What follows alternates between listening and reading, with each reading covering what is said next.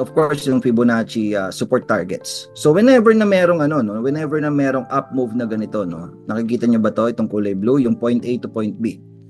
Okay? Yung point A to point B, that's the up move, and ito yung pinakaunang nangyari. And then kung mapapansin niyo, nagkaroon ng resistance doon, parang some sort of reaction. Okay, and then the next candle, nakita niyo nag-candle detachment. Dito nag-candle detachment banda rito. So itong black candle na to is hindi na siya nakadikit dito sa zero line natin, dito sa parang ginawa nating resistance. And then syempre kapag nakakita na tayo ng ganun, ang question in mind is saan ba to pwedeng mag-bounce, ano ba yung mga support. So meron tayong, that's why we're plotting the Fibonacci. So meron tayong 23.6, 38.2. So automatic na lang to doon sa Fibonacci retracement tool sa trading. I'm sure ginagamit nyo na to. 50%, 61.8 and 78.6. And yung pinaka-bottom, kapag inabot to, medyo sideways yung pwede. Pero this time, kasi, during this time, pwede pa tayong maghanap ng mga bullish retracements. Pag nangyari sa 23.6 level, 38.2, yan, pwedeng bullish retracement yan. Pagka nasa below 50 naman, ito na yung mga bearish retracements. Ano yung ibig sabihin nun? Ibig sabihin, kapag ka nag-bounce ng 61.8, 78.6, mahihirapan na mag-recover. Kasi anong ibig sabihin nun? Ang lalim ng bagsak, ang lalim ng sell down, ng downward momentum. So ito, saan ba siya nag-bounce? So makikita nyo, sa inyong point C niya. Itong di ba nag-bounce? So yung point C, dito sa point 5, sa 50% Fibonacci. So ito yung trade. Diba? Ito yung trade. Nakita itong dalawang candle na to. Yun yung trade. Antayin mong mag-bounce dito sa mga levels and then papasukan mo, no? Papunta doon. So yung Fibonacci is something that I use every single day on every single trade, especially sa higher time frame. Sa ETF, hindi ako masyadong naggumagamit ng Fibonacci.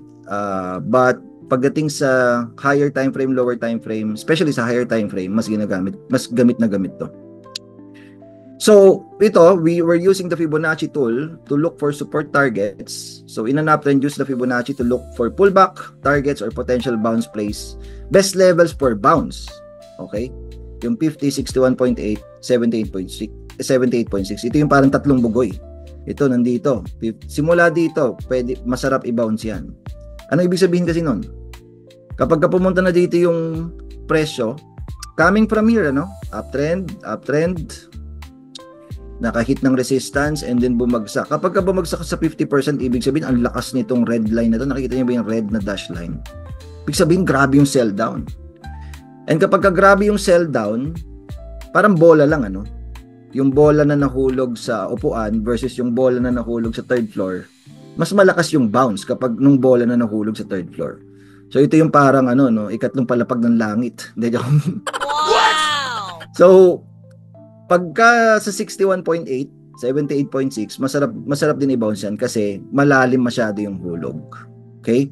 Now, ang problema lang, kapag inabot na tong mga to, ibig sabihin, deads na yung deads na yung coin. Diba? Mahihirapan na siyang mag-recover because it will take so much effort para ma-breakout niya ulit itong 0%.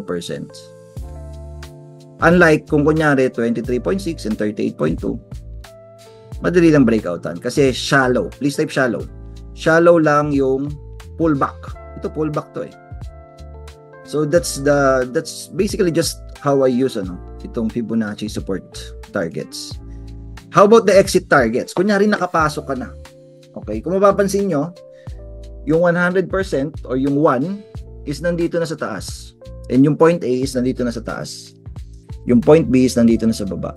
So, tinitignan naman natin yung retracements na pabaligtad. So, you were using the bearish or inverse Fibonacci to look for rebound targets or potential resistance levels. So, best levels, again, are 50, 61.8, and 78.6. So, like for example here, ito yung point A, ito yung point B. Saan siya papunta? Diba, kunyari, nakabili ka dito banda. Nakakuha ka dyan. Ang next question, saan ba ito papunta? Ayun. Pwedeng pumunta sa 50%, sa 61.8, 78.6 before bumaba ulit. Okay, so basically, if you're a Fibonacci trader, Ayan, gamit na gamit mo rin to kasi pwede siyang gamitin for the exit targets. Saan ba pwedeng papunta yung price? Which is very useful when using your HTF. Hanggang saan ba tong bounce na to? Ayun lang sinasagot nito. Hanggang saan ng rebound? Itong previous slide, hanggang saan ng pullback. This is the pullback. Hanggang saan ng pullback. Ito naman, hanggang saan ang rebound.